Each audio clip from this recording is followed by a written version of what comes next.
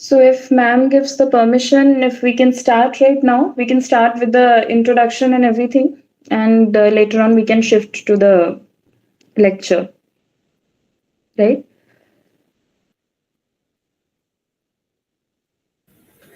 Ma'am, should we go ahead? Sure. Yeah, Okay. sure. So I welcome all of you to this World Cup finale special lecture that I would tell. We're Yes, ma'am.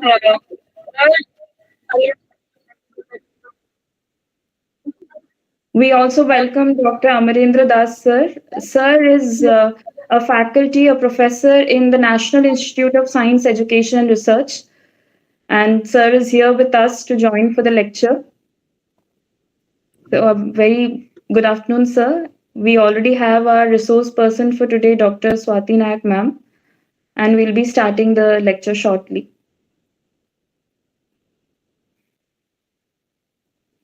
Sir, am I audible?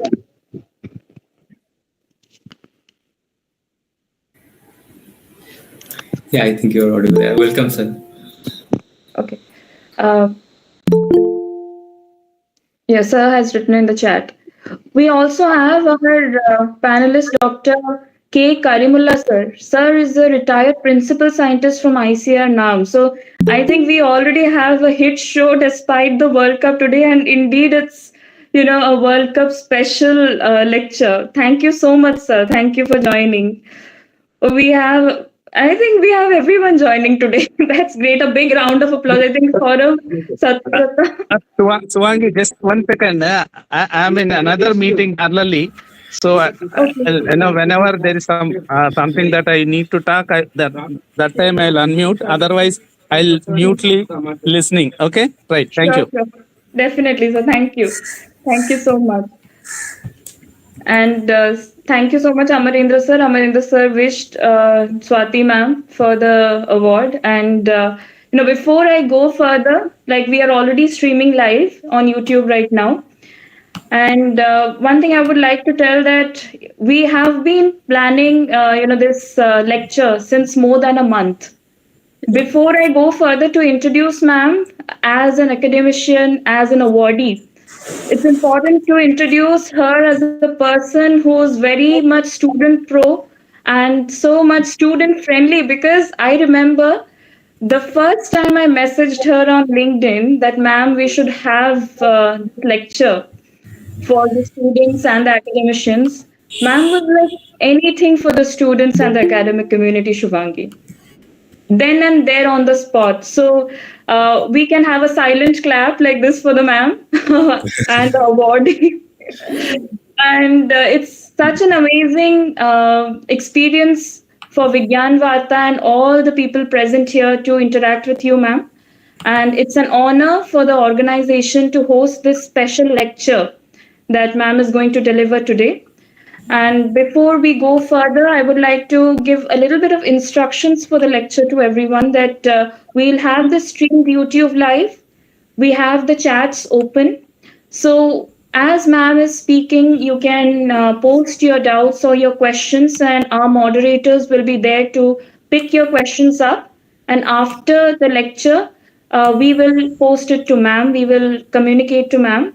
And a special provision is there for the young students who want to interact. They can also join the YouTube live, the Google Meet, to come and interact with ma'am directly. So before that, however, during the lecture, we are not going to interrupt her. We'll let her speak, and then we'll have a nice discussion session. So it's divided into two parts. One is the lecture, followed by the discussion by the panel members here and by the students. So again, I would like to welcome all the panelists. Please forgive me that I'm unable to, speak about each and every one of you in detail. But we have with us Saurav Nandi, Dr. Surabhika Panda, Satyavrat Mohanty, Dr. Jeevan Jyoti Behra, Dr. Karimullah sir, Dr. Amarendra sir. We also have Dr. Binita Satpathy ma'am, and a few more will be joining. So now the most awaited time to introduce ma'am. So please, all of you should hear patiently all the accolades ma'am has achieved in this very young age, in this very short span of time, and she's been an inspiration to all of us. So, Dr. Swati Nayak ma'am is an agricultural scientist affiliated to the Manila based CGIAR International Rice Research Institute, IRRI, that's in the Philippines. She holds the prestigious title of the 2023 Norman Borlaug Field Award from the World Food Prize Foundation, Iowa, USA. Dr. Nayak presently serves as the South Asia lead for the seed systems at IRRI and also holds the global leadership position for cereal crop-based seed systems within the CGIAR initiative known as Seed Equal. She and her team has been recognized for their extensive work with smallholder farmers in countries like Bangladesh and Nepal as well. Dr. Nayak is a lead scientist specializing in devising and executing scaling, access, and adoption strategies for various promising climate resilient, high yielding, and nutrition rich crop varieties and quality seeds for smallholder farmer. Her approach is aligned with the preference of farmers' gendered choices, social equity in seed access, and also the demands of consumers. She is dedicated for ensuring delivery of genetic gain. Like she will be talking today about the genetic gain. So that's what her work is on potential varieties in the farmer's field and facilitating the development of seed markets to ensure the availability of high quality seeds of desired crop varieties to farmers' locations across the country and her study area. Through her diligent strategic efforts, partnerships, and innovative positioning models, she has successfully introduced numerous climate resilient rice varieties in South Asia, thereby contributing towards sustainable agriculture. Furthermore, Dr. Nayak has experience in engaging women and communities in technology scaling initiatives and program targeting. In the process, she has trained numerous women groups in South Asia in varietal selection, seed production, marketing, and business development as well. She has contributed to the establishment of numerous seed production businesses led by women and smallholder farmers. Dr. Nayak's educational journey includes a PhD in competitive intelligence for agricultural extension management strategy, a master's degree in rural management from the Institute of Rural Management, and a Bachelor of Science in Agriculture. She carries more than 30 years of on-job experiences in agriculture and rural innovation initiatives and roles. Well, we fall short of words, ma'am, to congratulate you and welcome you. There's much more to say, but due to the constraints of time, we'll have to limit ourselves here. So now, without wasting much of time, we invite you here to the special lecture today. And over to you, ma'am. We have our other panelists also joining from ICAR, IRRI, Dr. Ambukani sir. We welcome him. And now we'll be listening to the special lecture by ma'am to inspire the entire academic community. Over to you. Thank you very much, Suvangi. Thank you very much, Vigyan Varta team, and also all the esteemed researchers and academicians who have joined, Dr. Das, Dr. Karimullah, Dr. Perumal, whomever I can see on my screen, and then, of course, the amazing student community. And I know today is a difficult day, difficult choices to make. India is playing World Cup final, and we have a wrongly placed schedule, which we didn't anticipate. We tried to adjust with some other dates and holidays were there, and etc. But nevertheless, it's a great time, occasion, and thank you for having me over here. As you rightly said that, I have my deep regard and love for the students community. The whole, even though I am not an academician as such, and I'm more of an applied researcher or scientist, but my gratitude remains to this community and they have made me what I am today. And I have seen this entire fraternity from the very close perspective, and this whole initiative of having, discussions and dialogues about evolving science strategies in agriculture space, and having, communication with the students community and the young researchers, aspiring researchers. It's a very enriching endeavor which you have taken up. So thank you very much for the opportunity for today. And without any further delay, today I would like to, speak about delivering genetic gain in pharma field, my area of research, and what we have been doing, and which also played a major role in getting this award of Borlaug Field Award 2023, apart from other overall, span of work which I had. So please allow me to share my screen.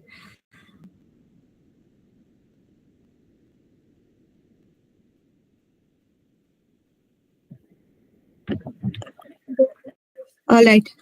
Is my slide deck is visible? Yes, ma'am. Yes, ma'am. Yeah. Thank you very much. So I'll be talking about delivering genetic gain in pharma field, a case of comprehensive seed system intervention models. Now, when we say about genetic gain, it goes back to varietal development or the breeding programs which happens by many eminent breeders and researchers to develop many high-yielding varieties in different crops. And when we say how the genetic gain is exhibited in farmer field, it can be in various forms, encompassing different traits. One of the most popular ones which we know is about yield, how much yield gain a new variety would give against a check or a benchmark variety or a old variety as a best value proposition. But this is not only limited to yield. This is also attributed to many other traits or characteristics of a new variety that can add value for the farmers or the potential adopters in the seed chain. And that could be say, biotic abiotic stress tolerance, that could be related to grain quality, superior grain quality, aroma of grain, and many other traits which has value for that particular community, area, geography, or the marketplace where we are trying to introduce or scale that variety. So if we go back, and we know that any genetic repository, seed is a genetic repository of any variety. So if any variety has to, show its impact in the farmer's field, it has to be through the seed. It has to be through the seed as an input, but also seed as a product, and also the entire seed chain processes. So these are all interwoven. And if you look at the history of Green Revolution, we all can acknowledge that advent of many high-yielding varieties, be it in wheat, be it in rice, played a critical role to boost our productivity, which was dismally low at that point of the time. And when a country like India was struggling with, food insecurity, famine, and a situation where the only thing which we needed is first and foremost food security for our poor households. And that way, we also know scientifically only the use of quality seed in the entire crop production process can also lead to 15 to 20% share of increase in the productivity. And I'm telling you it in a more conservative manner, where any smallholder farmer or resource poor farmer probably will not be using much optimal management practices or other inputs, and etc. And that can further be enhanced if it is superimposed with optimal agronomic practices or management. And we know that seed operates in a very niche market, and it is very important that any variety which we are trying to position through the seed chain or bring into the seed market, we are creating enough awareness about that variety existence or the value proposition of that variety, and ensure that that is being accessible to the end users, to the smallholders and different intermediaries in the seed value chain as well. Because when a breeder produces it, they only produce a early generation seed, like breeder seed. How that hit the market? Who are the multipliers? Who are the distributors? And who are the final end users? And also looking at the the consumers who also govern a lot of and dynamics in the which variety will pick up. So how we create an holistic awareness and accessibility to each and every of these stakeholders. And of course, the goal for us remains as that we have to ensure there is a consistent varietal replacement, because we know that as the variety ages, the genetic gain potential of that decreases, and it gets and we need to replace with better varieties, better improved varieties. But also at the same time, seed replacement is something which we need to also ensure. Even today, like if we see that average seed replacement rate for India, it remains at 30%, but it can vary significantly. Like, if you go to Western Gangetic Plains, Western Indian states, or like, if you go to northern part of India, Punjab, Haryana, even UP, you do find better seed replacement rates. But as you go to the eastern parts where you really find smallholder farmers, you suddenly see a drop in the seed replacement rates. So on an average overall of the country, we still have, or if I give an example for rice, we still have a lot of room to address to. And at the same time, our research or the breeding programs are now also focused on new generation varieties of germplasms, because in the Green Revolution era, probably the priority for our country was food security. So what we look in a variety, in a genetic gain definition or the scenario, was probably the yield advantage. But that doesn't remain confined to that anymore. We have more burning needs, which needs to be also addressed through our agriculture production systems, and which can be done. And that there science comes to play and to our rescue also. Suppose the climate stress, like, we know that we are making good progress in the ICR, national systems, CGIR together. We are making good progress in, developing a lot of climate resilient varieties of different crops. And those have tolerance or resilience against climatic stresses like drought, flood, salinity, and sometimes mix of all. Like we do see in a single crop season, the farmers are hit by flood and also by terminal drought or other associated challenges. So now we are going even beyond the abiotic or climatic stress and thinking about having varieties having multiple stress tolerance, which is biotic as well abiotic. Like you have stress tolerance with respect to flood, drought, or salinity, but you also have stress tolerance related to disease and pest occurrence as well. So and then the nutrition aspect, the micronutrient rich varieties, be it zinc biofortified, be it protein rich, be it vitamin A, iron, and then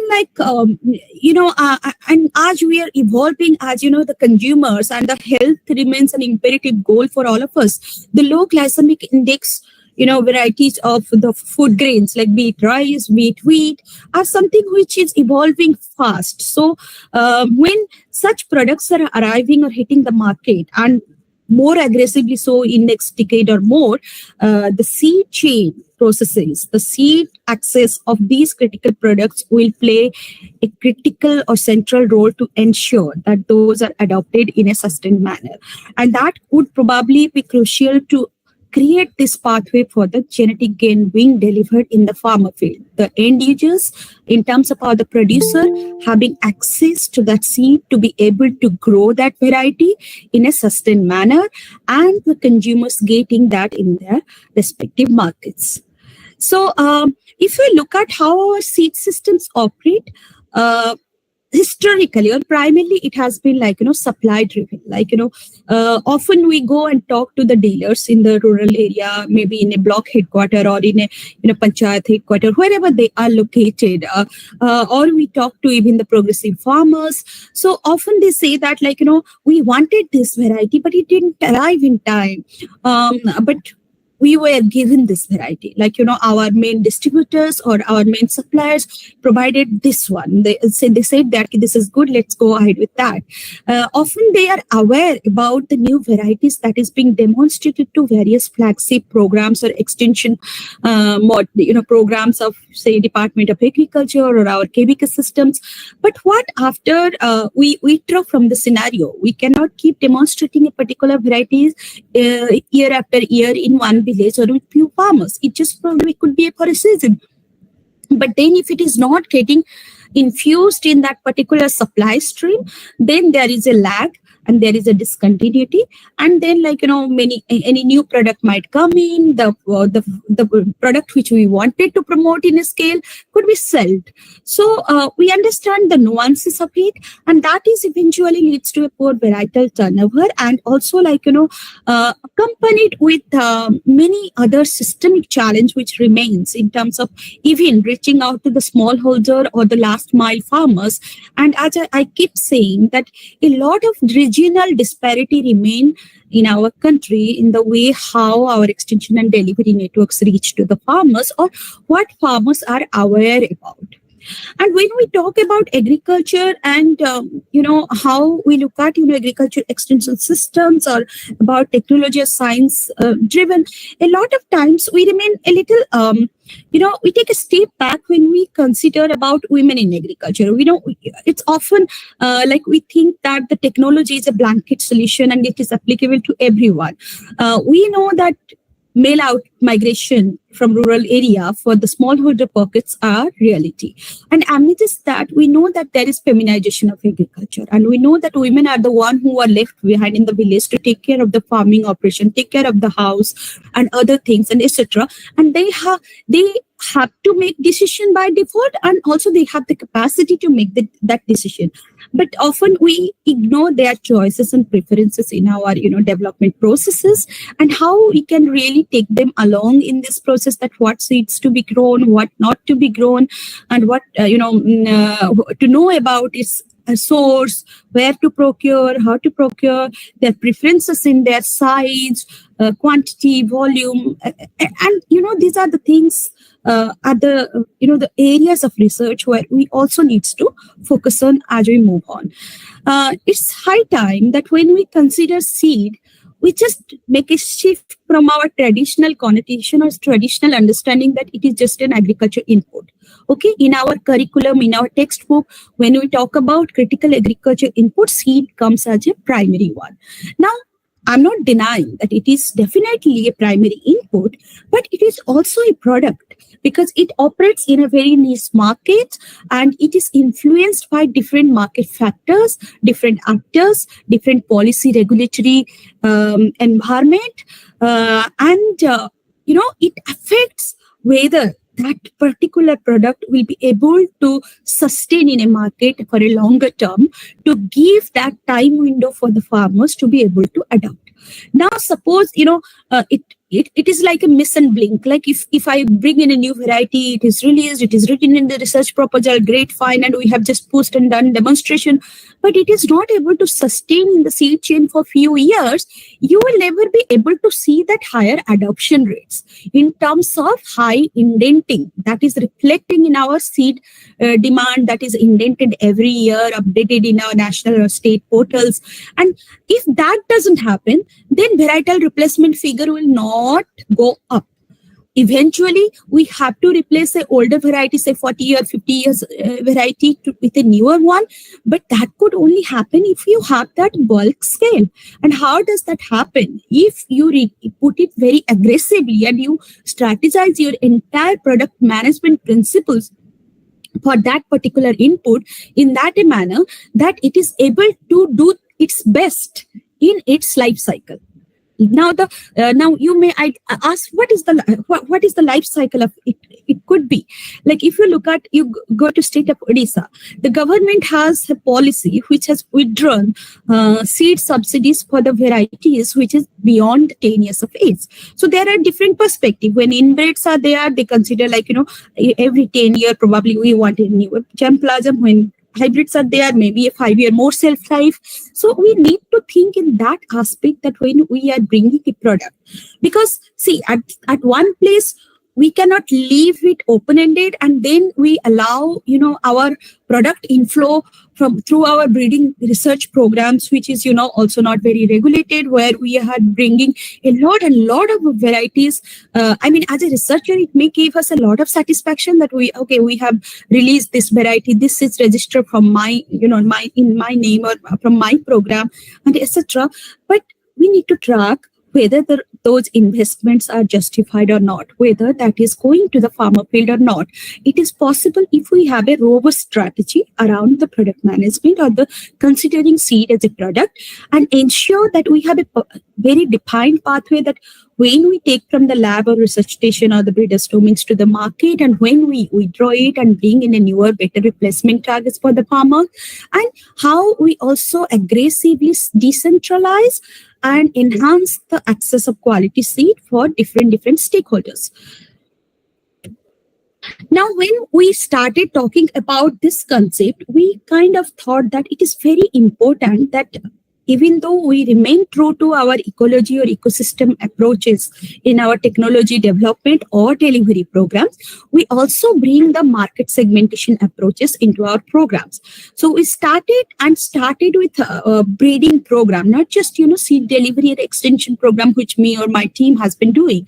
So we started with this whole process from the very back end, which is the source. And we started partnering with various national institutions, ICR centers who are working in the RISE, and try to develop nodal breeders who will be working across different market segments. Those were jointly developed. And while about developing this, we took care of all the critical parameters that is generally taken up in any varietal development programs. Like, you cannot, these are all non-negotiables, like, the growing method, the maturity group, like, when this variety will mature or ready for harvest, the grain shape, whether it is a long, slender, medium, small, bold, because every market will be distinct. So you go to northern belt, there is a preference of long, slender rice. If you go to eastern part, there is a medium, bold, or even the small, bold is highly preferred. So the cooking quality and the ecology, all those were grouped into making like kind of a grouping where we can fit into different germplasms and new varieties.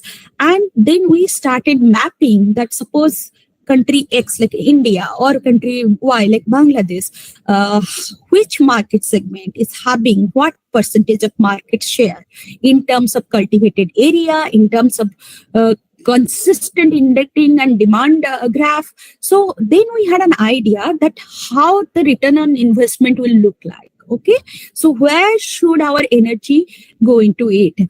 And in what, it doesn't mean that we ignore the lesser market share, because we understand that, there are niche preferences, but then breeding efforts can also be segregated accordingly, like who will breed for what and how we'll position all those things.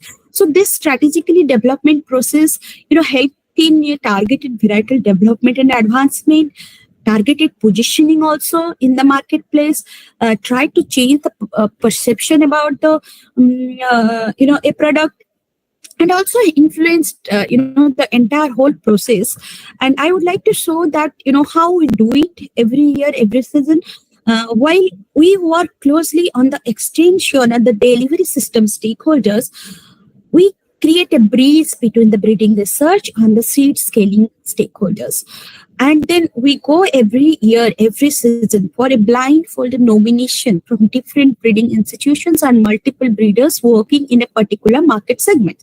So there could be a nodal institution and breeder, but we keep a map of like who all are the eminent breeders who are also working in that particular market segment. We keep on reaching to as many as members possible, and then we get the nominations from them in a blindfolded manner. Sometimes 10, 20 nomination from one market segment coming in, and sometimes there is only 2 or 3 for another market segment. Then we also assess and give feedback. Look, probably we are over investing in this one and under investing in this one, whereas the demand and the share of this kind of segment is looks like vice versa. So those kind of analysis also evolved to reorient our priorities, and in that whole process, we when we get nominations, we do it in a blindfolded manner. Like then we select on a criterion based selection, that how many we can take.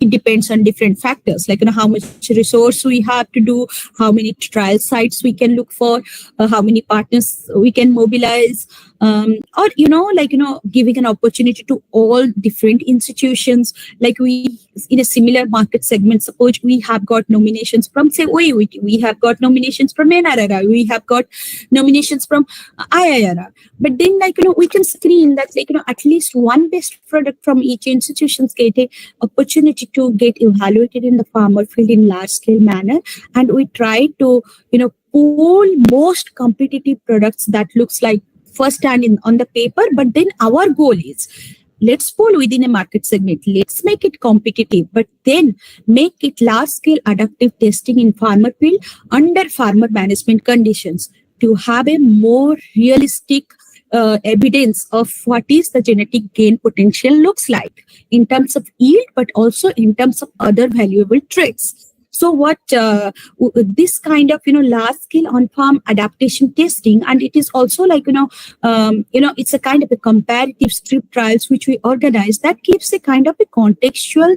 analysis, but also learning by seeing, season long learning for the host farmers, for the community around them.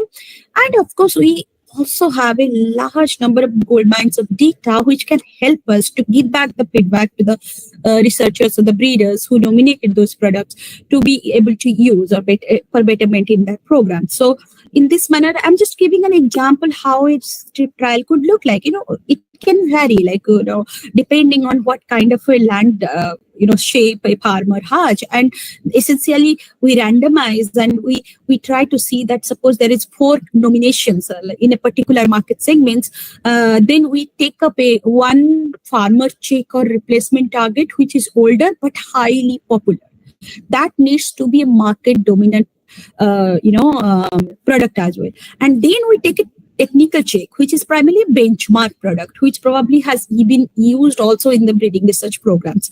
So that benchmark is remain constant in all the locations, because we want a statistical significance as well as one thing is constant, because the farmer check can actually vary, in many regions. So that's why we have kept these choices for the farmers. We cannot impose, okay, you take only, say MTU 1010 as a check or XYZ as a check. But if that area is, particularly growing another competitive product and an older product, they have the choice. So hence to, keep that variation at check, make it statistically significant, we keep a benchmark also. And then we kind of generate data also. Now we have the data, and that data is done rigorously. Like if I am working for one probe, suppose I'm taking one market segment, that particular market segment may be representing in 4 or 5 countries, 4 or 5 states of India. Suppose I'm giving an example of India, if I say transplanted, medium maturity and say irrigated market segment, and that may prevalent in XYZ states, some pockets of that states. But then when we come to, acceptability of a variety, then we have to go and work with the state-based delivery or scaling players, like say State Seed Corporation or any private company or any dealership network, any agripreneurs or the seed multipliers or FPCs working in that state, or sometimes even if a variety is nationally released and performing well in a particular state, the state can come forward to release it with the state varietal release system, and they can use our data and evidence as well to create a case for it. So looking at that whole ambience, we try to make it also province or state specific. In that manner, we try to maintain our replication. So like say minimum 10 to 12 sites for each segment, for each state should be there to generate the data. And And so that data becomes very robust, statistically, and we have evidence. And when we have evidence, we exactly know what is the average genetic gain potential of that variety in terms of yield, in terms of other traits. When we know that, we quantify that, we are in a position now to invest in large-scale product positioning and scaling by creating a robust mechanism of communication, information, awareness generation. And now, while we go into that process, we try to engage our mainstream extension system, our mainstream delivery systems, and of course, our seed systems, like a formal as well as our alternative seed systems. So this whole nexus, or this whole set of institutions or actors play a very critical role now for a massive push to a product which is very rigorously evaluated and not relying on a release document of a product, but also having a more realistic or conservative estimation of what value we are giving to the end users against their older checks. Now, while doing so, while positioning a new variety, we tried to create a lot of models of extension which were primarily participatory, and it engaged a lot of stakeholders who are the decision makers in the seed value chain. Now, this is a example of a participatory varietal cafeteria demonstration which we try to lead in various critical or strategic locations, partnering with different, say Department of Agriculture or even the farmer community as a whole. And we try to, create, bring in, by exhibiting, we do a staggered sowing and we ensure that all are maturing at the same time. Then we call in stakeholders, say 25, 30, 40 stakeholders in batches maybe. Like that consists of women farmers, that consists of men farmers, that consists of, market actors like dealers, millers, and some extension agents, some policy makers, some seed corporation or seed certification officers. So such kind of a very mixed, diverse group, they are brought in and they are engaged in a very rigorous evaluation or the trait selection based on the phenotypic observation what they go through the fields. We do at least keep with 2 replications so that so that we can do an average. And they go across the field, each and every subplot for a whole day. We have an exhibition, we have an event, and they come back. And then the most amazing part is that always we see a lot of bargaining, negotiation happening on the spot, that why this is one and why this is, why I like this, why he or she likes the other one. Wow, what is that? So in that trait, they score, their preferences, what is they did like, what they didn't like, in the scoring card technique, they have to give number in terms of whether they like the height, whether they like the tillering capacity, what did they like in the grain, the size, the shape, or what they did not like. And we try to see the nuances of how women is perceiving, how men are perceiving, and how farmers versus the market actors are perceiving. Because often it's very tricky, in case of seed, it's very tricky. Even if a farmer's choice is regarded, but then the market is rejecting a particular variety, we never know how that variety will perform. So it has to be, inclusive. It has to be choice for, or to predict at least what variety we will be able to take up. Like for a miller, the milling percentage, the husk recovery rate, that is very critical. So unless we align their expectations, to what, farmers are expecting, so probably few farmers might grow these varieties, but market will not absorb them as as grain or as product. That is also needed. Hence, we'll try to create awareness or demand through this participatory approach. But then we also take critically triangulating with what the evaluation of the measurements are looking like, and how do we position a variety. What is the most sellable trait or sellable point when we take this out for scaling purpose. So this is an example of a cafeteria and how different episodes of participatory selection, people are involved, and how the scorecards will be generated from it, and how we'll be, concluding that, okay, these are few, say 4 or 5 top ranked products, which probably we think that very good for, this area or this belt, because we have tried to collect the feedback from diverse stakeholders representing that particular area. Apart from that, we also try to create community clusters for the new varieties. Now in a traditional demonstration method, a lot of time we just, take a very large patch of land and then we demonstrate a variety. But often, in many smallholder pockets, it's having a larger patch. It's not possible. Forget about 40 hectare, 50 hectare, demonstration and etc. So we try to, rationalize based on how the community are able to come together to host and jointly, demonstrate a new varietal cluster. But we don't leave it with as a kind of a demonstration. We also try to convert it also like a seed production cluster at the simultaneously. Now we have the evidence, enough evidence for the varieties doing good. Now what here we are doing is we are trying to create demand, more demand or visibility of that one. So in order to, while we do so, we must strategically invest that we produce localized seed access, because we know that by the time the mainstream dealer networks takes over the distribution of a seed, it may be say a couple of years, because we have to give the feedback to the breeders, we have to also estimate a demand for that variety, and then they have to provide some breeder seeds.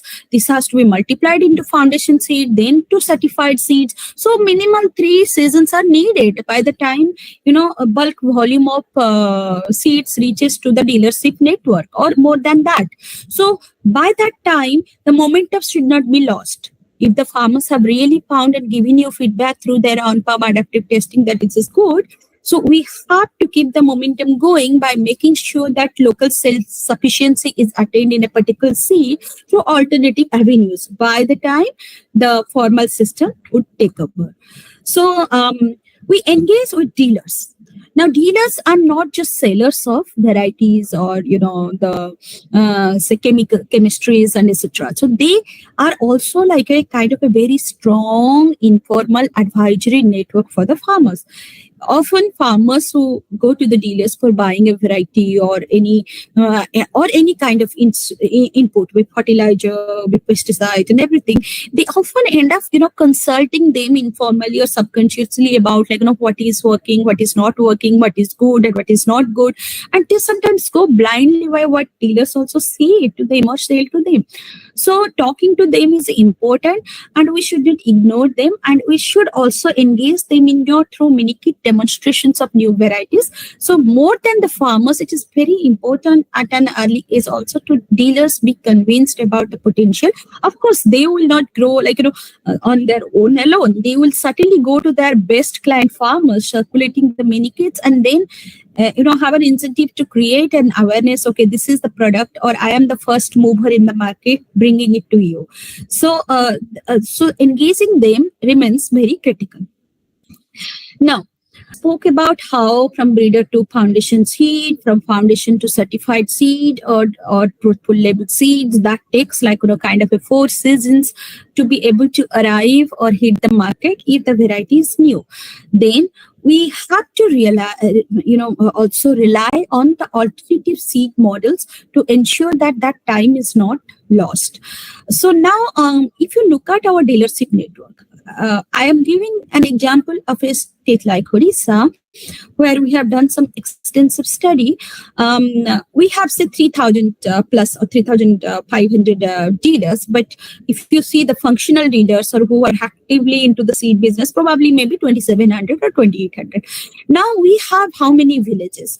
So when we calculate, we see that probably 1 per 20 villages is a functional dealer that is operating, and we expect that, the villagers from the 20 villages will be coming to each, the just one dealer who is accessible.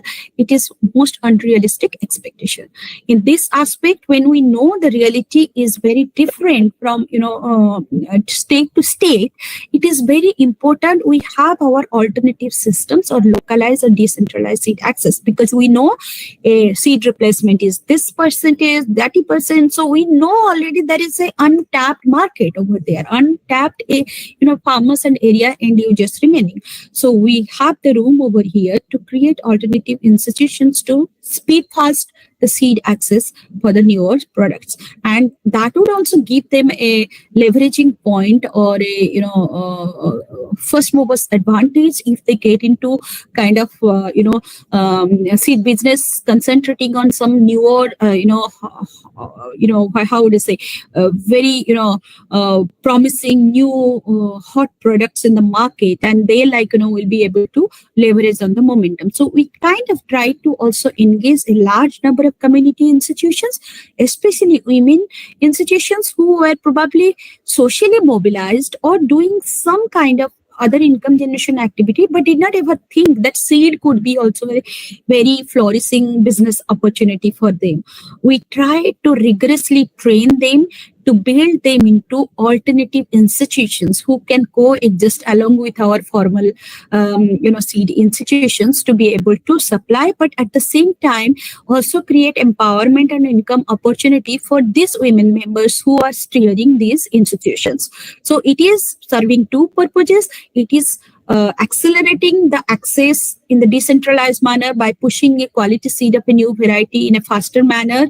But it is also creating opportunity for this community who are engaged into the seed enterprise and business. So while we did this, we also understood that in our traditional approach, when we say that, okay, we will train farmers on quality seed production, the most low-hanging fruit is something we touch base, like, organizing QSP trainings, quality seed production trainings.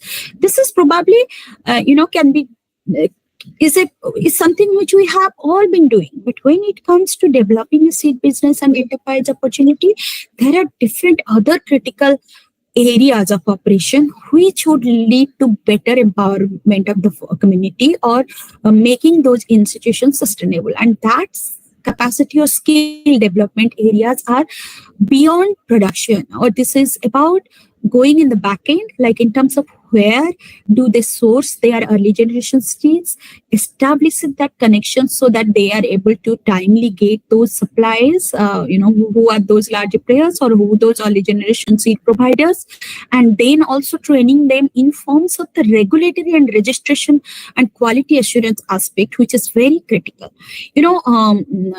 Registration processes, how do they register as a seed grower, what are the modalities, what are to-do list, tick marks, and also what are the different quality assurance measures, how do they talk to the local seed certification officers, what are the stages of inspection by those officers to be able to certify that seeds, remain critically vigilant about those stages of seed production in the crop stand so that the certification process is thoroughly followed. So all those critical aspects are needed, and we invested tremendously in those aspects which were the major gaps in enterprise development in the rural areas.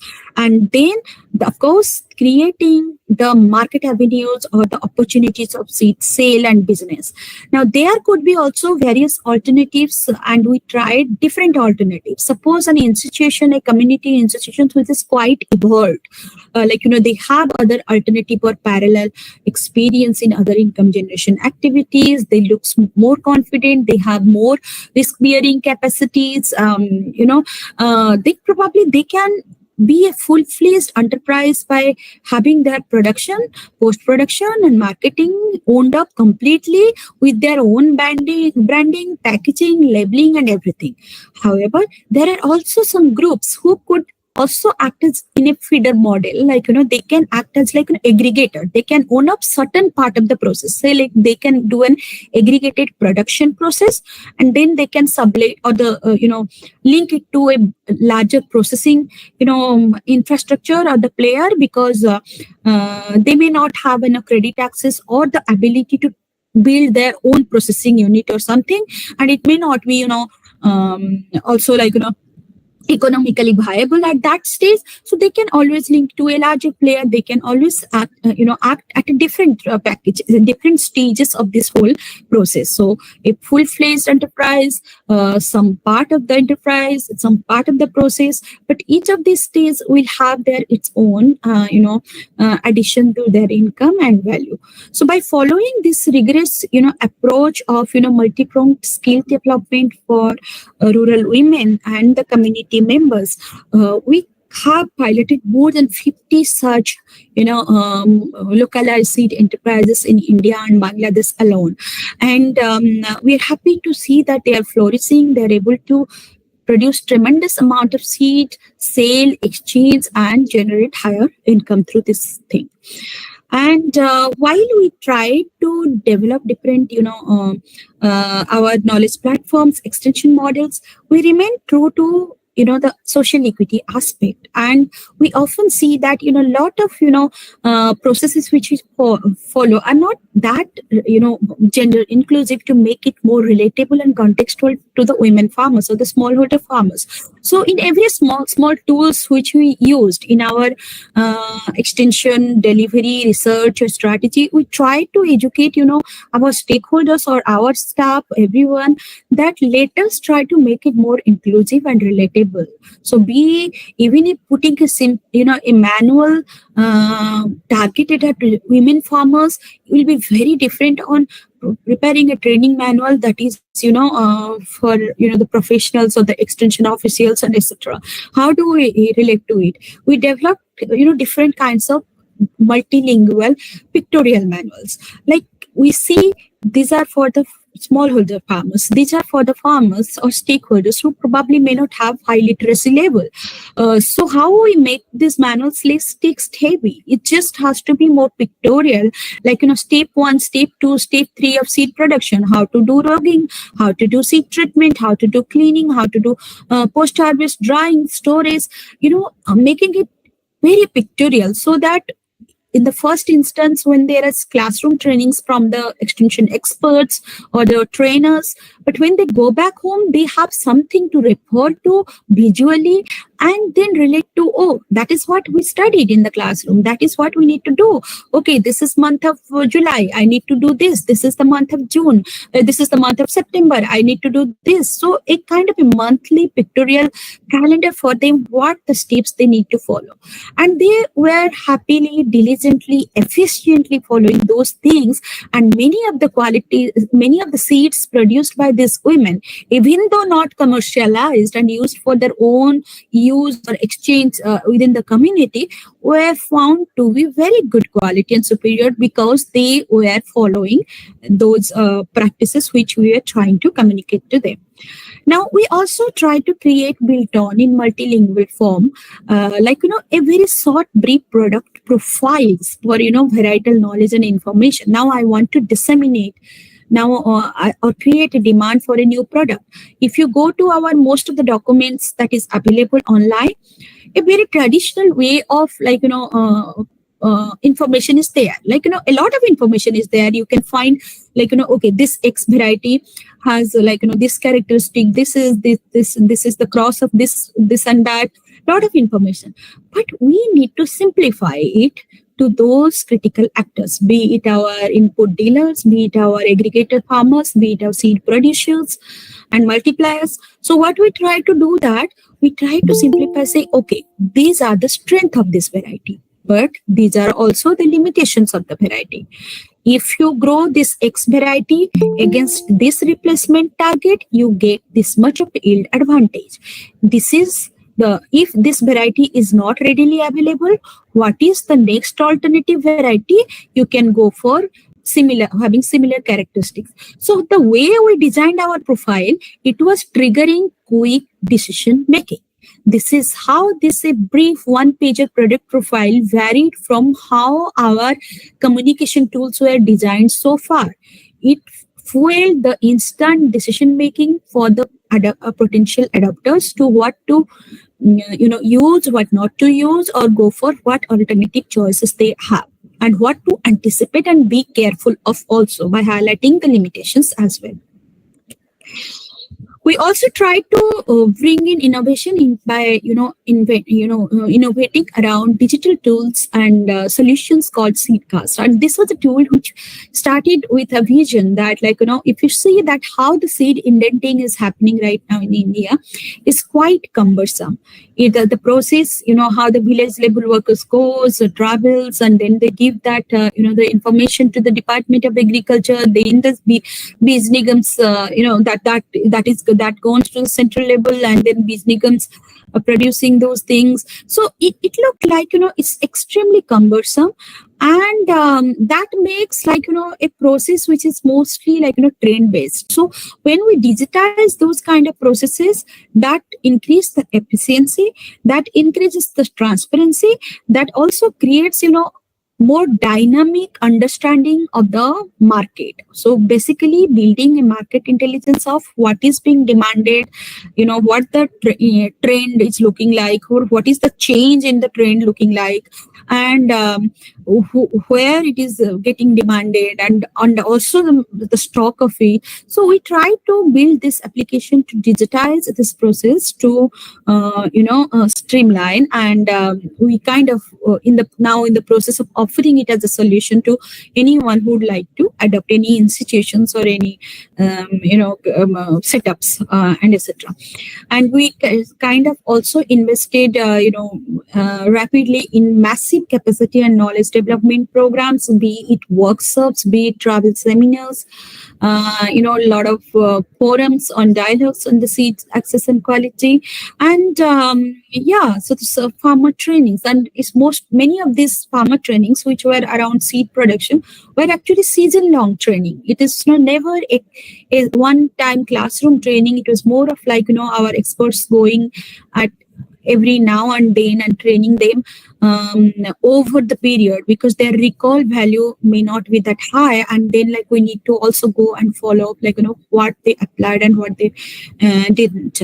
And so we engaged thoroughly and through national system to empower many stakeholders in the seed chain, empowering community, empowering women to have a very robust seed system and seed access, and to ensure that the envisaged genetic gain is actually delivered in the farmer field by bridging the institutional or capacity gap that might existed in different regions. So this is all in a nutshell our story. So thank you very much.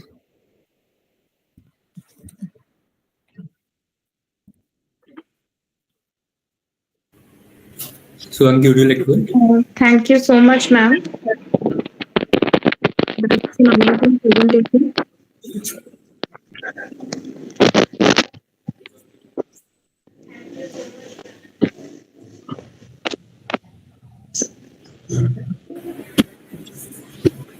I think there might be some audio issue from Swati, but ma'am, thanks a lot. This was extremely informative, helpful, and really like the idea of connecting with the real world applications.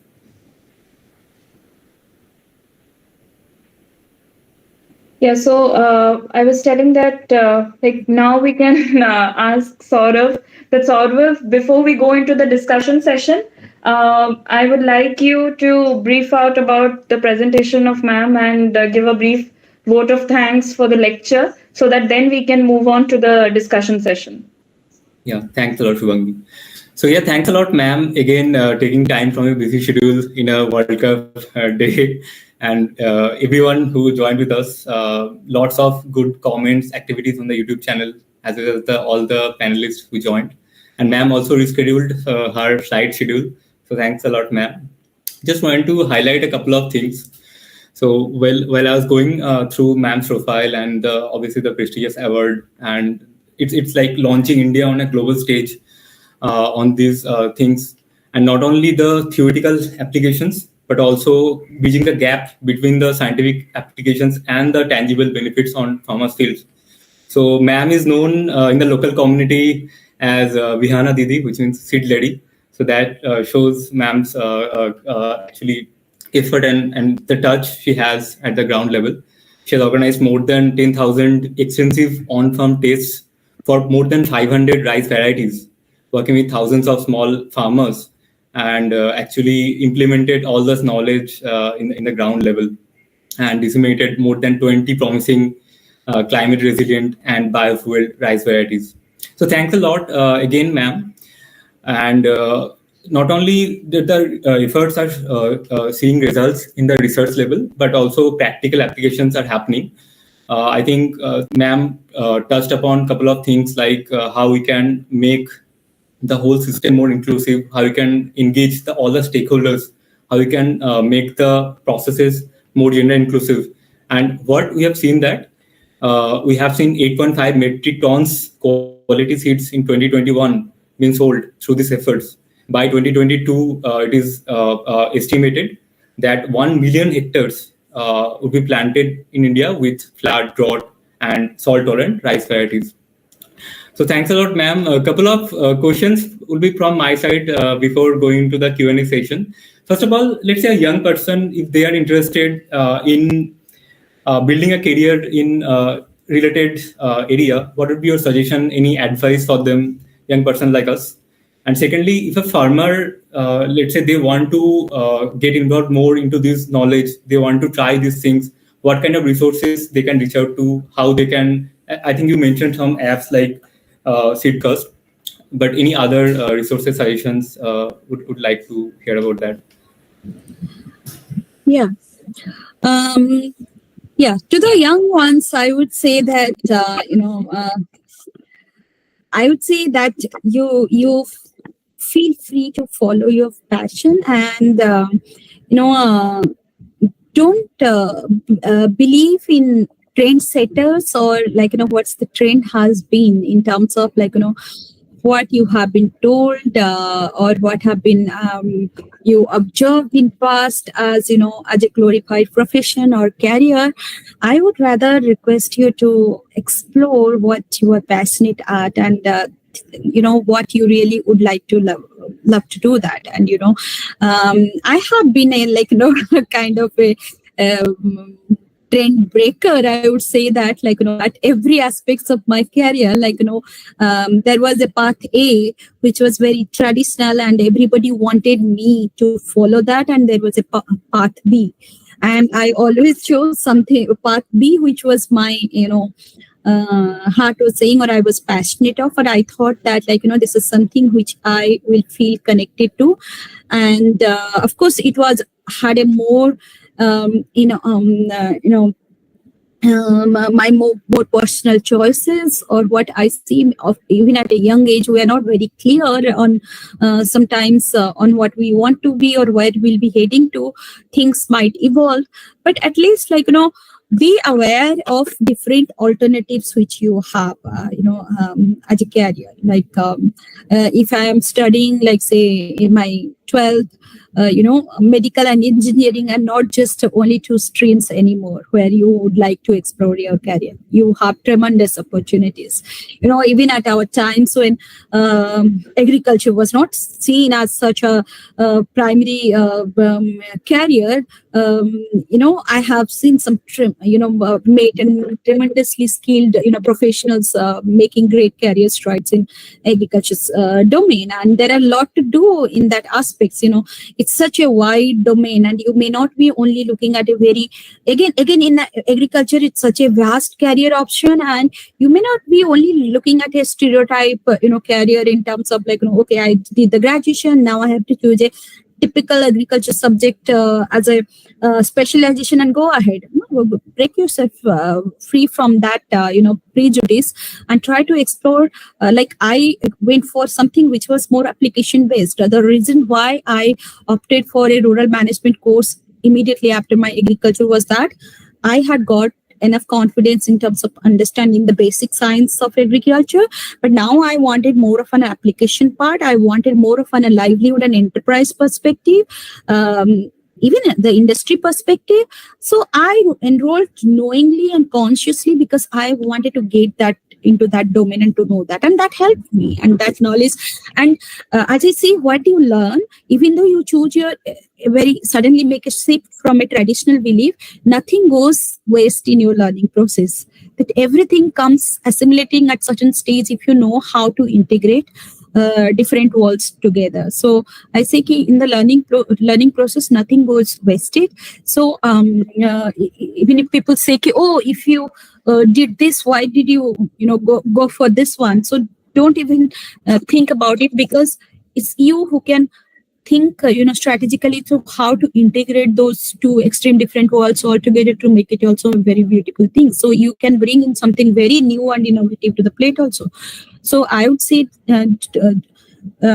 you look at your perspective and don't go by any trendsetters in past, or don't follow anyone. So don't I would say don't get inspired. It's not like getting inspired, but then let us not others define what we want to do or want to choose as a path, and that is something I would say. And regarding farmers, we certainly have our very robust agriculture extension systems, our KBKs, Department of Agriculture, and etc., who are working closely with the farmers. And but often, the number of functionaries in the extension system who can provide awareness, information, and knowledge, products, etc., to the and growing population, that remains a challenge, and that probably will always remain a challenge, because with the dynamic population growth and per that whole ratio will always remain a little bit challenging. So it's very important that we also look for kind of self-sufficiency in terms of creating, our own rural agro advisors who will be, more accessible to the community. Some agriculture para-professionals, rural development para-professionals who could emerge out of the community as well, who could be trained and skilled, in the process of extension or knowledge dissemination, who can act as, voice or the agents, and we can reach to unreached people who are there across the remote area. So that cascaded efforts would be certainly needed, because relying only few set of formal institutions may not be the right way, but creating our own rural self-sufficiency by having those kind of parallel institutions or the para-professionals who are working and disseminating information can also happen very nicely. And also this is also very important for our farmers, especially to look beyond the central idea of agriculture as something which is associated to production process. It's very important we explore and expand into the enterprise aspect of it, and look at what enterprise we can develop which is out of agriculture. It could be different opportunities available in that. As I was giving examples, we found seed as an avenue of enterprise, but there could be so many. I mean, service provisioning to machinery or mechanizations, or any other kinds of opportunities, or any other value chain activities, and etc. So putting a step forward and looking agriculture beyond the production domain is very important, and there remains a lot of opportunities for the rural youth also to consider it as a more respectable livelihood and profession, not just something which is for the basic minimum, and etc. That is something probably we need to focus on, and that would require a collective effort from various stakeholders. Thanks a lot, ma'am. This is very inspiring words for all the young persons like us to follow your passion, follow your dreams, to take the non-traditional path, and definitely for farmers also to think beyond just the production part, but to actually think of the commercial aspects. Now, I'd like to thank all the panelists, all the panel members, everyone who joined, as well as Vigyan Varta, Suvangi. So, as you know, Vigyan Varta has been working hard actually to publicize science. So basically, we're like an online multidisciplinary peer-reviewed magazine. covering all aspects of science, although majorly focused on, I'll say, agriculture, horticulture, fisheries, etc., but also the other articles like food technology, biotechnology, environmental sciences, etc. Couple of very quick things. I remember Shubhangi had started this, I think, more than three and a half years ago. I'm very inspired by her passion, dedication towards this. I remember we did a session on our workshop on our 2 years back during COVID. She actually donated the full amount we collected to the COVID relief causes. So yeah, thanks a lot again, Shubhangi, and very inspiring. And thanks a lot, everyone else who joined. Yeah. Thank you so much. We are not done yet. We have a number of questions left, and we have some questions in the chat by Dr. Amarendra Das sir, and also by Dr. Darshana Patra ma'am, and then followed by Dr. Diptanu Banik sir. So first, I will request, and also by Satyavrat Mohanty sir. Okay, so we have a lot of panelists who are wanting to ask questions. So first we'll go with Dr. Amarendra Das sir. Sir is a faculty in NISER, Bhubaneswar. And once we are done with the questions of the panelists here, then we'll go forward to the questions that are already posted on the YouTube chat. So I would request Dr. Amarendra Das sir that if you can please unmute yourself and interact with ma'am. So please.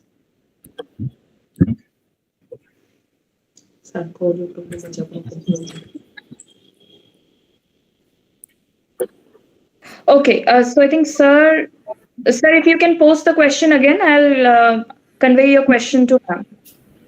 Yeah, maybe meanwhile, Satyavrat okay, sir, yeah, they can also go ahead.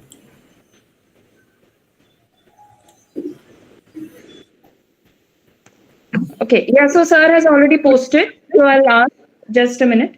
So sir is asking, how do farmers make a choice between preserving the old seeds and adopting the new ones? How to make a choice between old seed preservation and adopting the new ones that might have certain uncertainties in them? And how do you see the concerns on seed capitalism?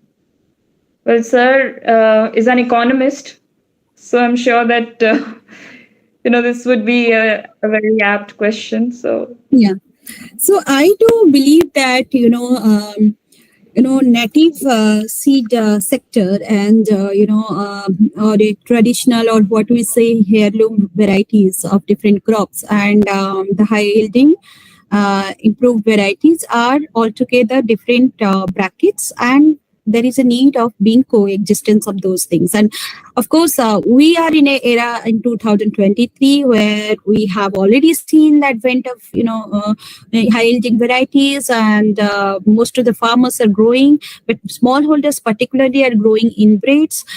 So what I do believe that apart from what because the way our challenges are increasing in terms of climate stresses, risks associated, and other aspects.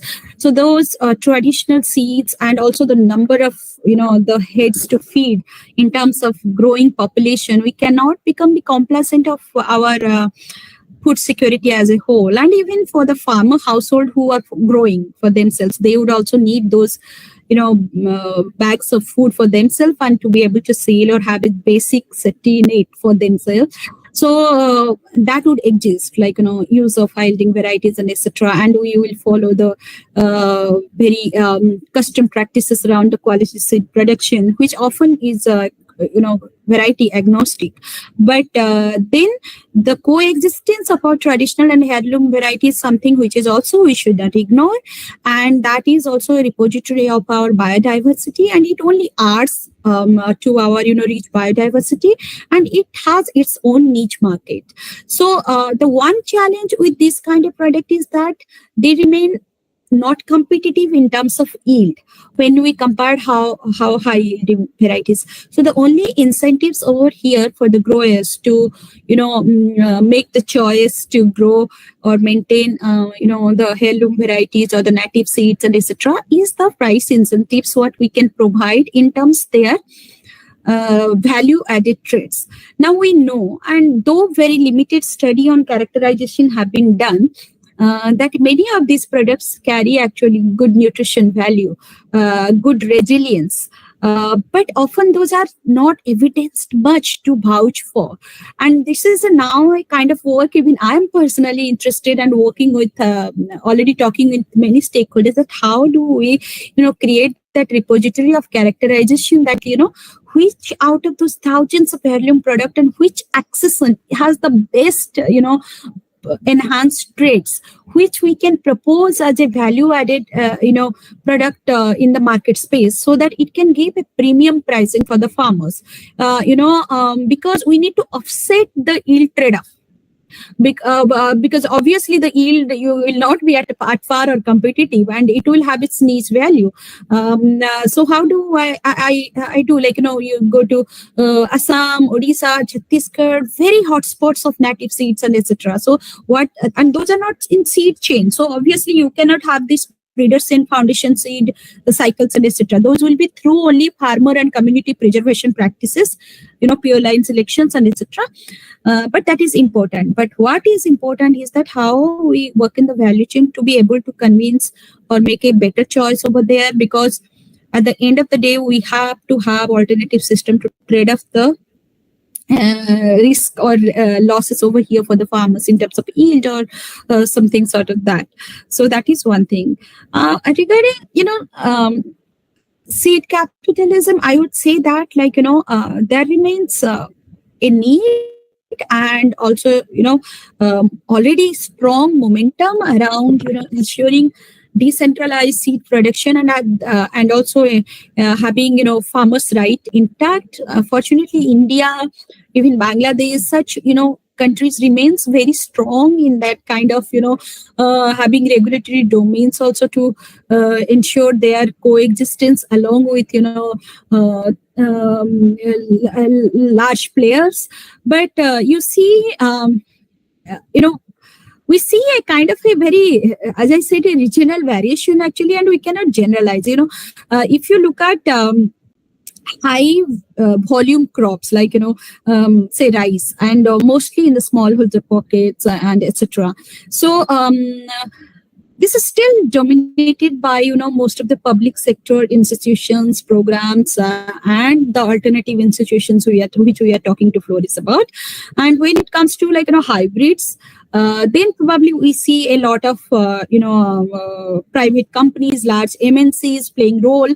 And those are mostly concentrated on, I would say, high value crops than the high volume crops. So there remains this dichotomy. But at the same time, I say that, especially I would be interested that in the case of high value crops, if our more public institutions or the community enterprises also can get a dent over there to have an access to that market, and we can play more role, and institution can come forward. Maybe I am not an expert having, much of technical background for that crops, but there remains a lot of potential, and we should look into it, like, how we make it more equitable also. That different players operating in different markets and not having a very clear segregation. So this is my domain and this is your domain. So which is probably happening for crop specific and commodity specific. In case of rice, it is not so. In fact, opposite. But in case of other crops, it remains like vegetables, all those kind of things. So yeah, we have to look forward to make it more equitable. Yes, Swati, we can. Thank you so much, ma'am. There are a lot of questions. Many people have raised their hands. So I think next question, as per the chronology, let's go. Dr. Darshana Patra, ma'am, are you there? Yours was the next question. We also have Dr. Kumar Sarangi sir raising his hand, and Dr. Yes. Sir. So we'll come to them. But first, Darshana ma'am, please. Yeah, Shivangi. Yeah. Hello, ma'am. Yes. Yeah. Am I audible? Hello, ma'am. Yes. Thank you, ma'am, for this presentation. It was really inspiring for all the scientists, academia, and students, and really looking forward to have such similar sessions in the near future. And my question regarding this presentation is that how the women who are already participating in various levels of agriculture, be it seed or the breeding ecosystem or seed ecosystem, with respect to the scenarios of India and Bangladesh, maybe you are the one who can highlight this, how they are influencing the impact, how they are articulating the social impacts, whether in participatory plant breeding and the varietal selection programs. Please, ma'am. Yeah. So yes, we kind of have a very detailed engagement of the women in our varietal selection processes, and of course, a PBS in terms of participative varietal selection to feed into breeding programs remains a very traditional approach. But what we also expanded over here is that taking their choices also in the scaling, positioning, or the lab to market chain. So that is why we did, even if these are released product, but these are yet to hit the market or position them in the market. So even in that stage, it is important to know their choices, because at the end of the day, people will be collectively influencing what to take up as a scaling process. So that was one part of the thing, that their participation in choices of what traits they like or don't like, or in a variety. That was one part of the program. But I keep saying, let us go beyond just so-called participation of women in agriculture, because that probably has been happening, but the whole definition has been tweaked a lot, and women have never been recognized as such farmers or entrepreneurs, and the participation can also happen in form of farm labor. So why not we empower them in engaging something which is not a low-hanging fruit, executing some trainings and making them part of their making choices in the these researches are something important. But more important is that how we turn our agriculture practice also an opportunity, and a stronger decision making and power play can come when they have a control and access to better income. And that is the reason why probably we also brought in the angle of seed enterprise very strongly, because we know that there is a market, there is a potential, and if they get engaged into it, they will have that edge. They will have that edge in their community to influence, and they will have that edge in their in their own household as well, when they have a better income and access to income. So that is how we try to engage with women. I think a great answer to a great question. Since we have many more speakers who want to ask, the panel members who want to ask, we'll move on to the next question. I think Dr. Sanu Banik has to leave the meeting maybe for some reason. So we can first take his and followed by Satyabrat sir. So Sanu sir, are you there? Thank you so much, Suvangi. Yeah. And firstly, I would like to congratulate you on this great one session. And thanks to Swati ma'am. We will surely again connect to you. This was a very good informing session. So my first question was actually related to the question which was asked previously, the capitalism in the seed. Actually, basically, I'm from Punjab, so I can relate it superbly here, the situation with the seed and the fertilizer. So I think you have answered very nicely already. So my actual question will be regarding the seed caste you have actually mentioned. So ma'am, can I know that seed caste app is having any linguistic barrier, or it is with different local languages? Because if you are targeting the farmers, there will be a barrier with the language, I think with the English app or something. That will be really tough for the uneducated farmers. Yeah. So can I just know on that part? That will be my question. Yeah. Thanks. Yeah. So when we piloted and established this proof of concept, and now it is more of a, like in a discussion phase of handing over, like at different level, different government level, where we have in India, Bangladesh, Tanzania.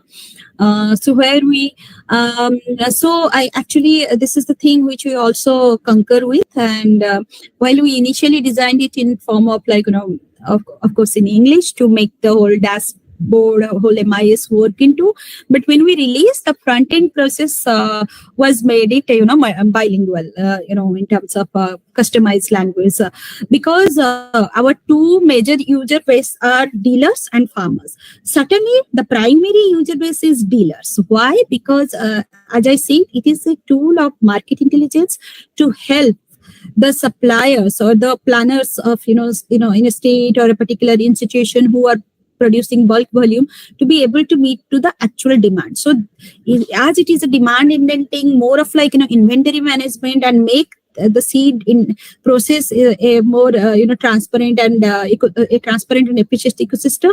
So our collators, so our targeted users primarily are the dealers in this application, but so they will have like kind of indenting rights, they will have the information access, but certainly some of the tabs and some of the information will remain accessible to the farmers, because we also saw the digital divide, and it's a reality. And one app or few apps can never solve this challenge. And if we open an indenting process at a farmer level, first, we are wasting our resources and will not be successful, because we already have channels, the stakeholders, so intermediaries. So that's why we try to rely on those intermediaries to do that.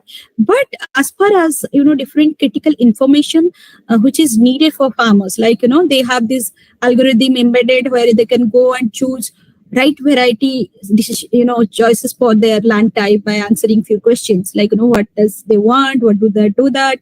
Then they can have the nearest, dealer who is selling that variety. They can always give a ring to that dealer and or reach to the doorstep. Such kind of critical information which farmers need, we embedded it and we tried to make it customized bilingual. One for us and like not for us. I mean, of course, we are the innovators and the pilot agency. So, and then the other one was for the users in the local language. Thank you so much. Thank you so much. Okay, so it was again a lovely deliberation. Next, we'll move on to Satyabrat Mohanty, followed by Dr. Ambukani sir. And yes, we have our other members waiting. We'll definitely go to them next. So I'll just ask all the next members that let's keep our question slightly shorter, because we also have to cater to the questions of the YouTube chat. So definitely go ahead, Satyabrat.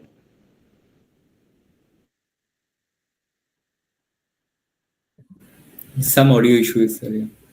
You're not audible, Satya. Maybe you can type the question in chat. People now. Yes. Yes. Ma'am, thank you for your informing session. Since you are into the South Asia region, ma'am, how do you see India's extension system in India in the South Asian region? How developed it is, and how good it is than the as compared to the other countries? Certainly, in terms of that, it is very evolved compared to other countries. And if I talk about seed extension in particular, or the seed delivery industry network, the kind of diverse institutions and options and choices we have is probably very high compared to other countries. But for us, again, the challenge is look at our client base, look at our population density. This is also a very challenge in that domain, that how many institutions or how many actors would be needed to cater to that one. So in that aspect, if I look at Bangladesh, the area size, even though they are also a very highly population density, but the area size of the cultivated land and everything would still remain a very limited to compare to a country like India. So as the Nepal and Sri Lanka and other countries in South Asia. So there is definitely no comparison, in terms of it. India's extension systems, in terms of having diverse institutions, are well thought of, and a lot of credit goes to the way our, ministries and ICR system and universities work together, to have that thing, where do you find, every district having a body like, KVKs and other things and etc. But yes, the only thing what I feel is that I was going through and very interesting, and I want to quote this because I was going to a very interesting conversation with a very well-known journalist, and we were having and reading through some stories written about green revolution, Dr. Swaminathan, Dr. Borlaug, and how the high-yielding varieties arrived in few villages around the Delhi and everything, how trialing were done, and how extension system took over the charge of it. And it was not about anymore about the breeding research. It was more about that innovation that happened through the minds of greatest, like, Dr. Swaminathan, who, thought about making extension, taking the steering end to make sure that these varieties are reaching scale and turning into a revolution.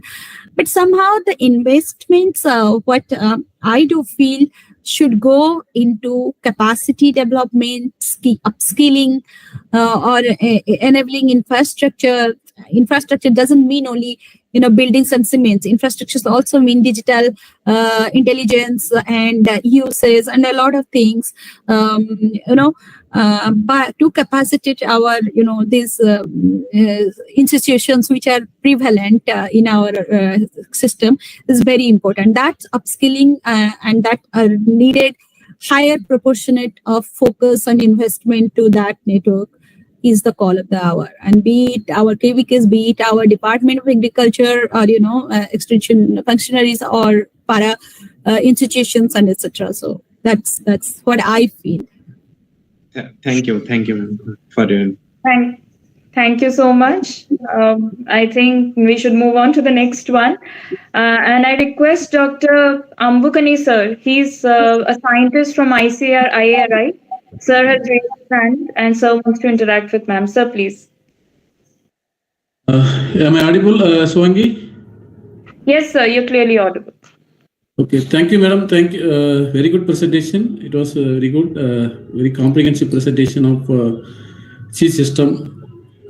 Actually, ma'am, what I wanted to ask is that because that seed replacement ratio is very low in this millet and other crops, which are private, not participated in that. Those crops which are very low in seed replacement, like millets, small millets, these kind of things. So, what are the constraints? Because because of this seed replacement ratio is low, production also low. Because of this high yielding varieties are not there for those crops. What are the problems which are faced by this farmer? What is the lacuna between this researcher and farmers among these crops, especially this private players not participating in these seeds? Yes, and I think millet remains say core of this hour, and a lot of thirst or refocus has been happening, and it is amazing to see the way it is happening. And I kind of see, and we all agree, like what you said. One of the challenge could be also due to very low research investments into it, and we have not really seen very diverse breeding pipelines or the products hitting the market. And even if it is, as that happened also in case of rice and other things, where we saw that not necessarily good products are not being developed or existing, but often the awareness about that is not existent with the users who are critical, like the intermediaries, but also the farmers. Farmers will come at the next step, but then the first one is like whether the intermediaries, the multipliers, the distribution network, be it public, private, are they aware about it and etc. But and this is like a kind of a as you say, a complex issue, that because they would not like to sell or stock even a new variety or germplasm if they are not assured of the demand. So creating demand or generating demand with the farmers is equally important for newer products, but it can certainly replace the older ones, and quality seed practices can be brought into it, but also in millet the same coexistence would be needed, though I would say that we need to really up our game in terms of millet breeding and development research, and I think that is happening, but it will take shape more in coming years as the focus has been channelized now more comprehensively. So that is what I feel. So that is I think I look forward to, even though at this point of time I will not have personally much experience on that. Okay, that was Thank you, great. ma'am. Thank you. Thank you, Ambugani sir. We'll move on to Dr. Bonita Satpathy ma'am, and followed by Dr. Khitish Kumar Sarangi sir and Dr. Jeevan Jyoti Behra sir. So, Binita ma'am, are you there?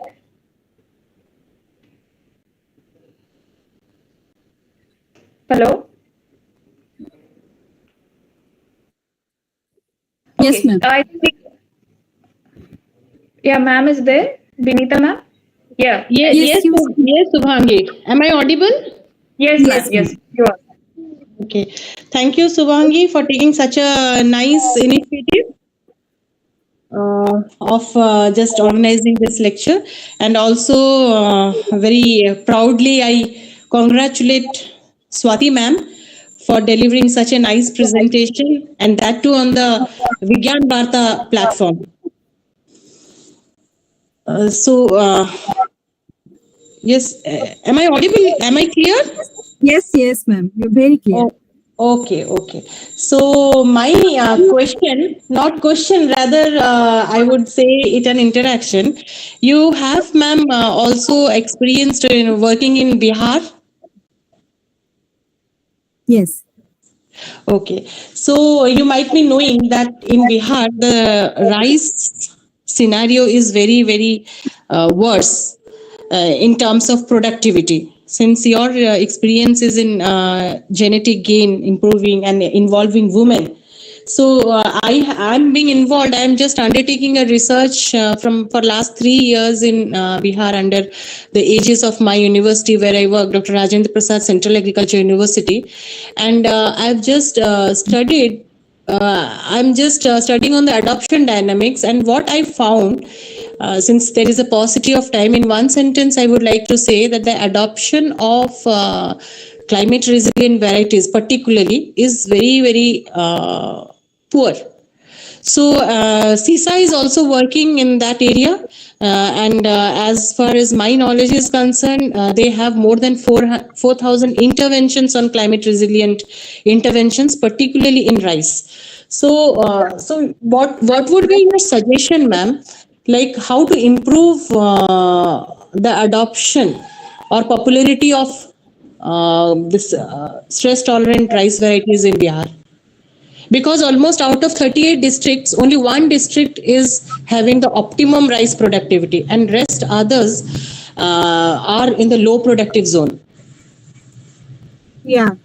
Okay, so even though that this productivity figure would dependent on various factors, not just a variety, but of course through variety we can certainly safeguard some part of it. But that would be a very different dynamic on contributing to the productivity level. But yes, in terms of climate resilience variety, as you said, I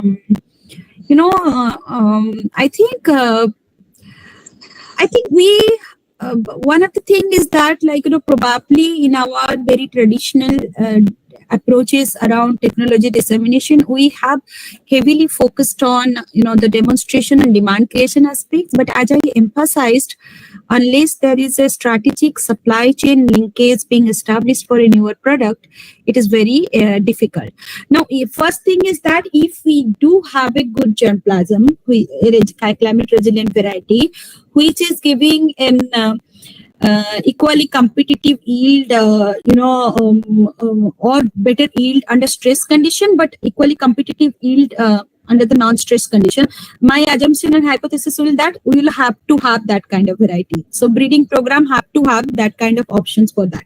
If we have, and if our adaptive research has demonstrated this thing, I think adoption challenge can be solved through working with some behavior change communication, but at the same time working rigorously on the supply mainstreaming side as well. So provided, my assumption is also that we are not considering only the yield gain as the only parameter for pushing a variety to the farmers, because obviously the grain type preferences will vary from state to state, and that preferences would have to be taken care in Bihar especially, and in Eastern UP. The duration plays a critical role, and often we try to fit everything into one bracket, and even those 5 to 10 days of duration is critical for next sowing or early sowing of wheat. And so if we can really package in a right product to a benchmark or replacement target, and go in a more of a market segment manner, rather than going on a very generic approach of demonstration and popularization, which I don't think will work or have worked. And if we go in a more market oriented manner and simultaneously work with our leading Bees Nigam and other players of seed multipliers to help in speed fast this channelization of these varieties, which has evidence, it can certainly work. And we can discuss about it, and can also collaborate to how to do it, because in many of the states we have tried to do that and see the results. But yes, we can do some such kind of things. Okay, ma'am. Thank you so much. But in continuation with that, with your response also, I am satisfied. But can we have, ma'am, very methodologically, I am saying, can we have any direct or indirect intervention of IRRI, especially your intervention in our area, ma'am? Sure. Why not? Let us discuss. Maybe yes, ma'am. We will be discussing. We are doing with few KBKs, but now we can do on a case basis pilot, and to make a very comprehensive end-to-end, at least even if for 1 or 2 varieties we are able to establish this, it's fine. I mean, we don't have to overwhelm a farmer with so many choices. We just want, a very prominent one to succeed. Yes, ma'am. Actually, I'm concerned about this because in last 4 to 5 months, ma'am, I have also communicated with Ranjita Puskur, ma'am, and also you might be knowing Sugandha, ma'am, who is working in Bihar. Sugandha Munshi. Yeah, we can discuss about it. Yes, ma'am. Okay, ma'am. Thank you so much. Thank you, ma'am. Moving on to the next question by Dr. Kitesh Kumar Sarangi, sir. Sir, if you can unmute yourself. Sir is a faculty of agricultural economics as well. So, sir, we welcome you. He's from OUAT. Hello, am I audible? Yes, sir. Yes, okay. Yes, sir. So, first of all, I would like to thank Suvangi and Vigyan Varta for organizing such a beautiful lecture.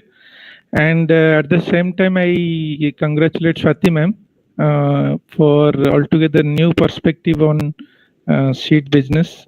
And ma'am, I have no question, just one submission here. That previously you have spoken about that seed cast.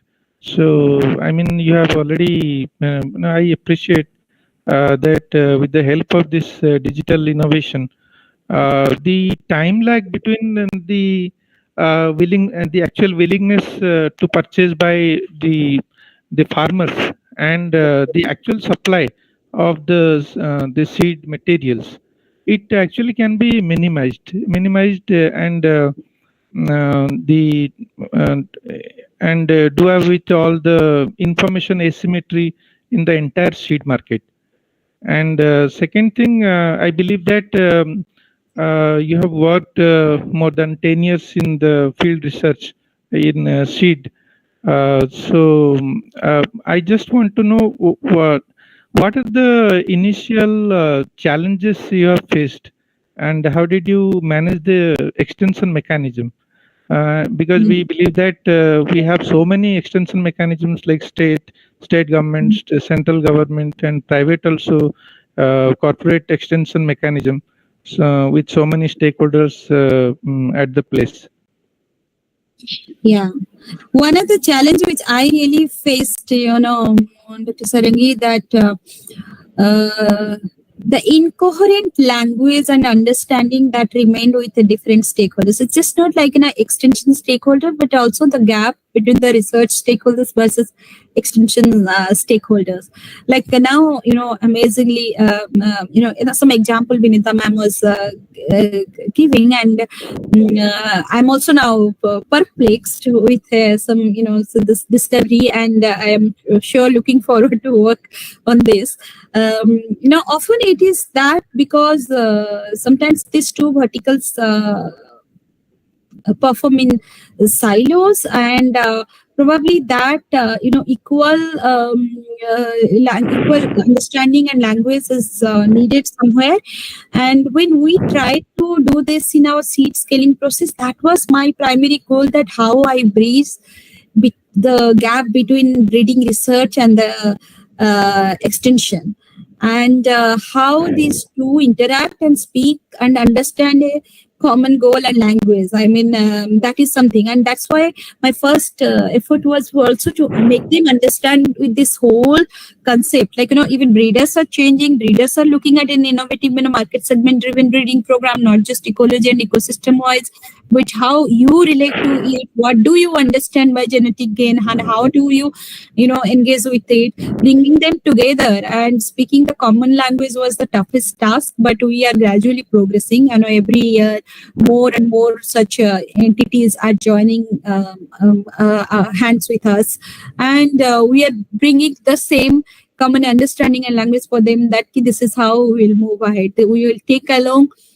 participation of farmers, grassroots level, but we will also take account of the market influencer or the market triggers also. It is very important we understand that, because as I see it, seed is just not an input, variety is just not an input, it just has a lot of nuances to it, like what it will take up and not. So we tried to establish that connection also, that interaction and bridging these stakeholders.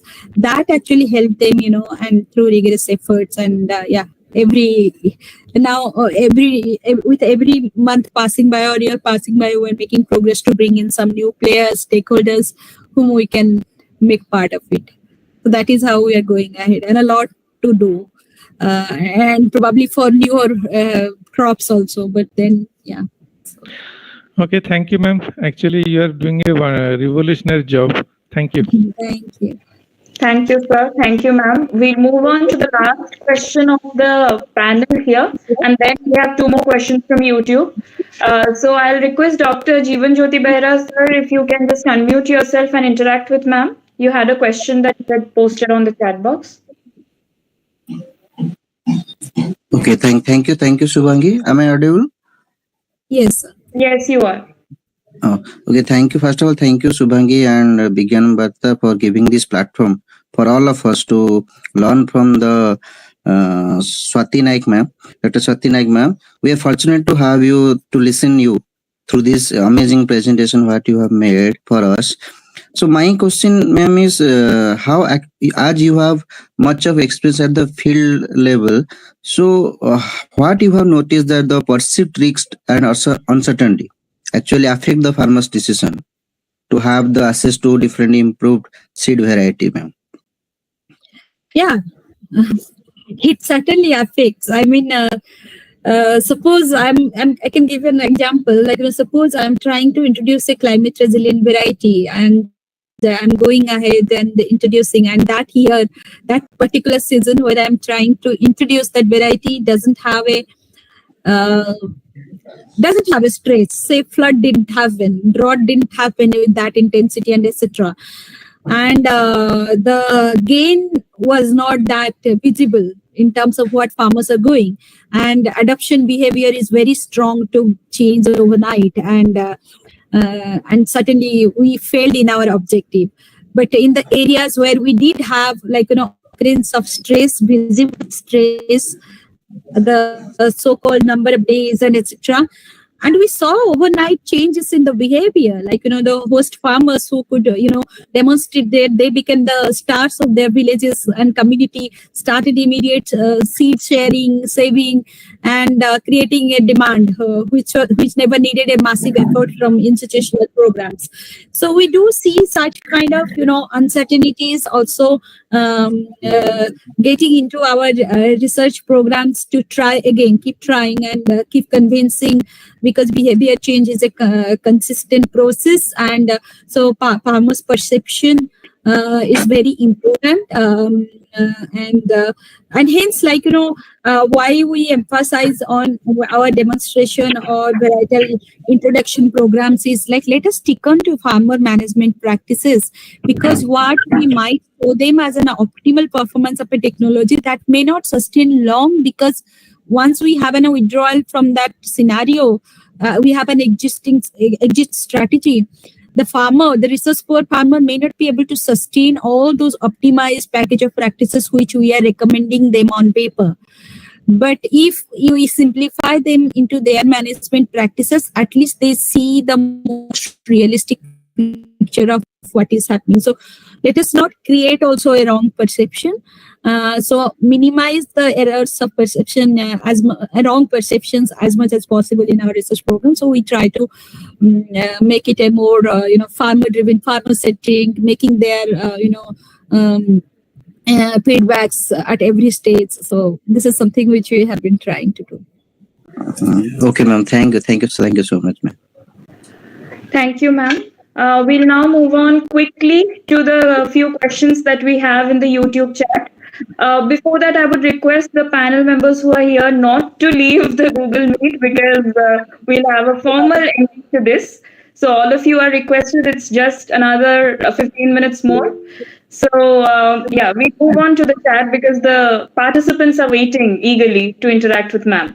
So there's a question from Katyayani, and she is asking, good evening, ma'am. Since in the country like ours, we firmly believe in old and traditional ways, especially in variety of crop. So how do we introduce the varieties so that the farmer will be interested? Yeah, we always choose a variety which is very much similar to what farmers are growing, and we always introduce a variety which have some additional value points against what farmers are growing. Okay, so we do not want to, or we should not make an expectation of a complete shift to what farmers have been growing. So while keeping that constant, if we are able to show additional value to what we are bringing in, we can certainly influence their psychology, behavior change, and make sure that they are able to visualize what is their extra in that particular introduced varieties, and that change process has to be very gradual, and we need to keep it as a step change approach, how we go one by one and etc. So that is something which we did it. So because we brought in competitive choices within a particular segment which was comparable to what farmers were growing, but giving additional value points for them to check box whether they want to go say yes or no to that particular introduced variety. And as I said that, we give a lot of knowledge and technology to the farmers, but our institutional mechanism to have a sustained supply for that technology is a key for adoption. So often it is not farmers' choice also, many regions what to grow. It's what dealers supply. When you go to dealers will say that, the agency supplied us this, what to do. So, so bringing that supply self-sufficiency is parallelly also important, apart from demonstrating or trying to influence farmers what to grow. Thank you so much, ma'am. Well, that was a really very apt answer to the question. Next, we have from Nagasai Vardhan Nayak a question that, ma'am, what are the main steps we should follow in hybrid seed production? Well, a very theoretical question, but if you can just shorten it. I'm sorry, I have not worked with hybrids at all. So this I have to make it pass. So my focus is smallholder farmers. So the only thing which I probably could focus on the inbreds and also a bit and parts of our heirloom rice, traditional varieties. Yeah, so I have never been to that because I focus on smallholders and I do not want to I mean, it's of course the farmer's choice, and if it is there, but so far we have not been into that domain. Yeah.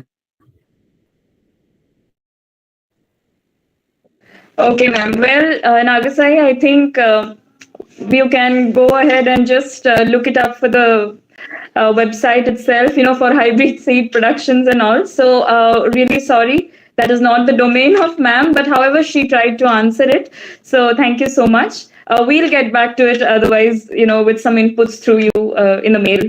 And then we have from Avinash, Gosangi Avinash.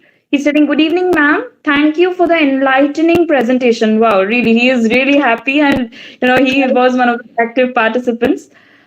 He's asking, ma'am, whether it is possible to bring a policy to cultivate pigmented rice.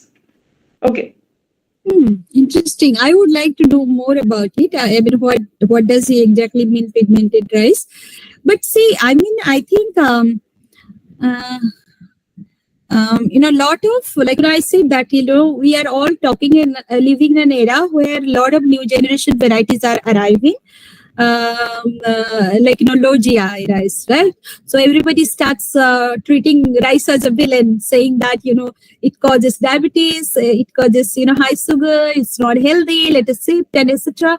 But our food habits are hard to change. I love rice and being, from Eastern India and, something which is a cultural thing and we cannot, but we can go for healthier rice, in terms of low GI and etc.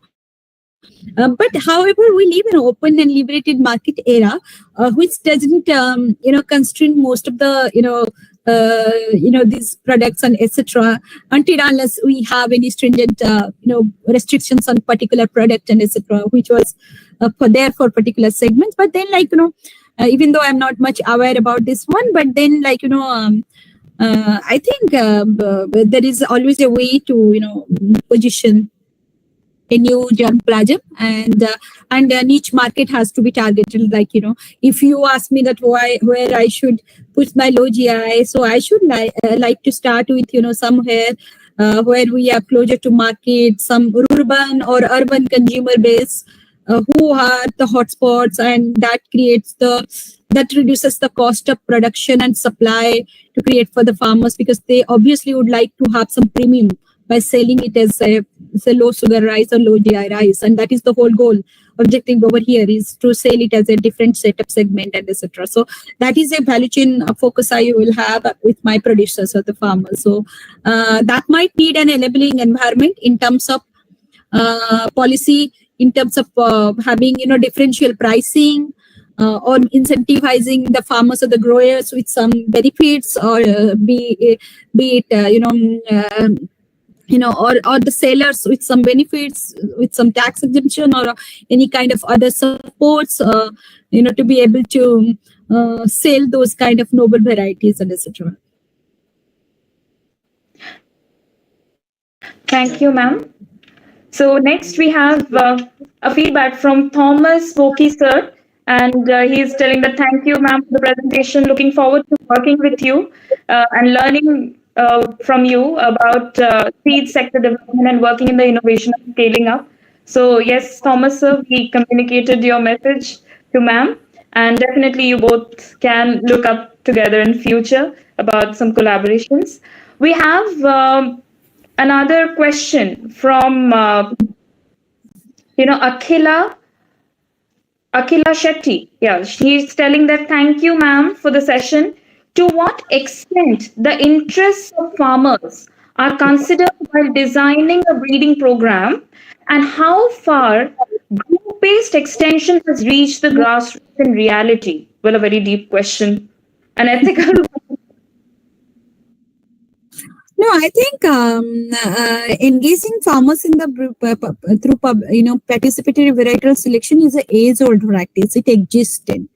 It really existed from years and decades now, and most of the breeders are very familiar and engaged that. But yeah, often we say that breeding is a mix of art and science. So everything which we probably want to integrate in a particular breeding program to get what X want, what Y want, and the output always not may be possible. So we sometimes make compromises on that aspect and try to improvise based on the feedbacks. And we cannot it's a science, it's a trial and error, and how we try to arrive on something. I can give an example of Swarna Sabuan, when we developed this submergence tolerance variety which can tolerate 14 days of flooding. Now it is picking, but initial years when we tried to position it against the Swarna, because obviously Sabuan gene was inoculated in using the mega variety Swarna as a base material for this breeding program. But when the variety was released, a lot of farmers complained that okay, everything is okay, yield is okay, competitive, and we understand it is a flood tolerant variety, so we can replace. But the grain color is different. It is reddish and that was white. So it has a reddish tinge. So a little bit of transition happened, and it was not intended. It just happened, through, obviously the intention was to keep as much as close to Swarna, but have the sub-1 tolerance gene in that. But sometimes even though choices are there, it was very well captured and respected. It eventually doesn't lead to what we expect to, and it happens through a trial and error program. But what I feel is that somewhere we need to look very closely our the breeding pipelines and the programs. Often we keep on releasing a lot of varieties, a lot, every year hundreds and hundreds of varieties for rice, probably maybe going for release proposal or registrations or something like that from different institutions cumulatively. But then when we go to the seed indenting data and the market and what farmers are growing, we have handful of so few odd varieties as ruling and all those things. So we need to stop there to reflect back, take a step back, that do we really need to come out with so many products unless we are making strides in ensuring that those are adopted and scaled. So rather than creating too many choices which are maybe average but not fitting into the right market or the demand base, we should invest more and more into a strategic scaling of key products. The most promising product which has a potential of becoming a market ruling product, and etc. So that kind of approach probably is needed to engage more and more with the delivery side stakeholders. When I say delivery, it doesn't only involve extension stakeholders. They are one, of course, the part of the game, but then those seed institutions, seed multipliers, seed growers, seed companies, seed corporations, those seed delivery institutions are critical, to partner with in our program in the drive, and not just the traditional extension institutions and etc. Because they can pass the knowledge, they can pass the know-how, but supply again comes in through those other institutions. So that is what we need to think through. Thank you, ma'am. I think we are so on time that we have just completed all the questions and the lecture exactly as we had mentioned in the schedule. So first of all, thank you so much, ma'am. Thank you so much. And before everyone leaves, I would like to give everyone a brief vote of thanks. Is attending must put down their email IDs now in the YouTube chat so that only the attendees will be given the participation certificates, because many had registered, but less number of people had attended, and we are viewing the attendance strictly, and that's a good thing that people were interested in research and academia, and we have such a good number of young participants, the undergraduate students who are interacting with you today, who had their questions, and along with the scientists and the panel members. I think I should thank each of them specially, because before even ma'am joined, Saurav and many other members, they joined Satyavrata, Suravika Panda, and all our scientists and faculties, Dr. Amarendra Das sir, Dr. Karimullah sir, Dr. Kitish Kumar Sarangi sir, Jeevan Jyoti sir, and Binita ma'am, Darshana ma'am. I think I fall short of words for all of them, because they were so very timely and so very interactive, and making this session a really, really successful one. So I think we were extremely delighted to host ma'am today. And most importantly, one thing we should learn today from ma'am is that I think time is money, right? So everywhere we should start on time and end on time.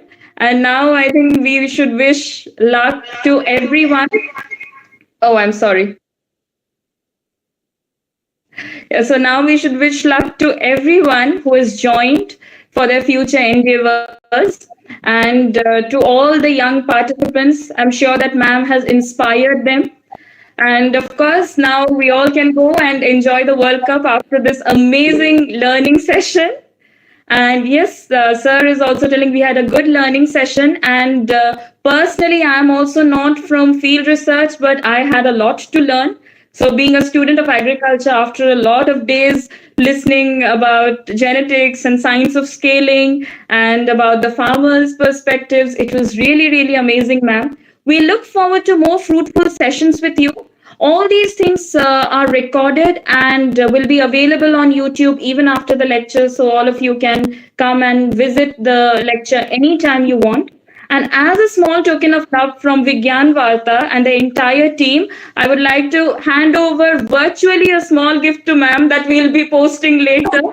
Thank you so much for your time and for your efforts. And really, really, I want to thank everyone who has participated, especially my panel members, and two special people here who are there with me, but they are not showing their faces. One is Partha Tripathi and Shubham Mishra, who were completely handling the social media and the live streaming, and they are here with me. Thank you. They need a special round of applause.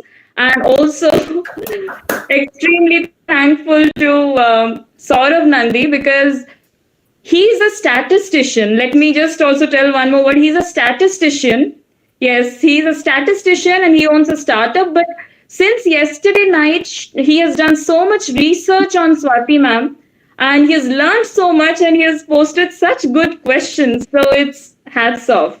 And everyone else here. So Satyabrat, Jeevan Jyoti sir, Kitish sir, Amarendra sir, Binita ma'am, Darshana ma'am, and I'm sorry if I've left out anyone, and whoever were there before, Diptanu sir, Ambukani sir, Kiran sir, and Karimullah sir, of course. So thank you all so much. I think we can call it a day today, and we can wind up now. Thank you, ma'am. Thank you very much. Thank you, team. It was great. Yeah. Thank you. Bye-bye. Sure. Okay, bye. Thank you so much, sir. Thank you.